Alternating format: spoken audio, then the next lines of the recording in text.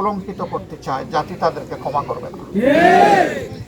আমাদের কর্মকাণ্ডকে যারা ভয় পায়, যারা নীতি দিয়ে চরিত্র দিয়ে মোকাবেলা করতে পারে না, তারাই কেবল কুরুচিপূর্ণ এই সমস্ত জিনিসের আশ্রয় নিয়ে থাকে। দুনিয়ার মানুষকে বোকা ভাববেন না। আপনিও জ্ঞানী, কিন্তু মানুষও জ্ঞানী।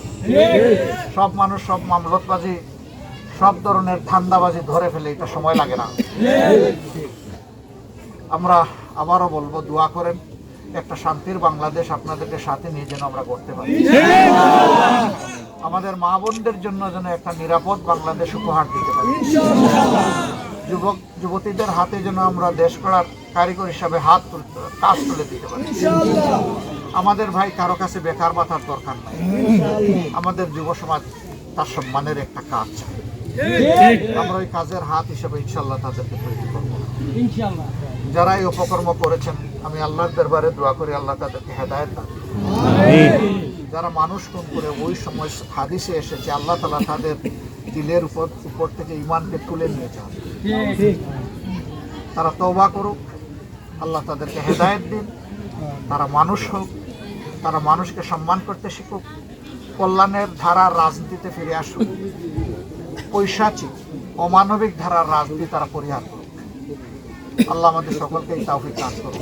আমিন।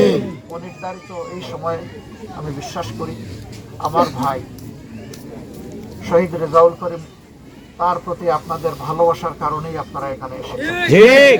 এবং আমি এটাও বিশ্বাস করি একজন আলেমের দিন ছিলেন, এই ভালোবাসাটা আল্লাহর জন্য। ঠিক। মহান প্রভুর দরবারে দোয়া করি আল্লাহ আপনাদের এই ভালোবাসাকে কবুল করুন। আমিন। এই ভালোবাসাকে আল্লাহ দুনিয়ায় শক্তিশালী এবং প্রসারিত করে দিন। আমিন। এই ভালোবাসাকে আল্লাহ তাআলা জান্নাত পর্যন্ত পৌঁছে দিন। আমিন। আমরা যেন সেখানে পরস্পরের ভালোবাসার আপনজন হয়ে থাকতে পারি।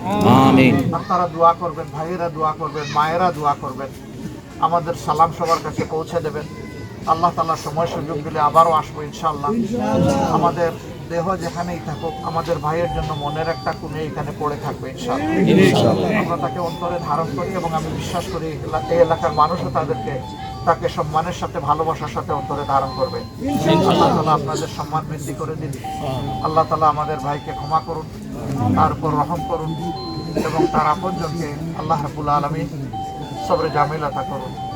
রাব্বুল আলামিন তাকে এখন থেকে জান্নাতের আলা দরজা দান করুন। আমিন। জান্নাতুল ফিরদাউসের মেহমান হিসেবে কবুল করুন। আসসালামু আলাইকুম ওয়া রাহমাতুল্লাহ।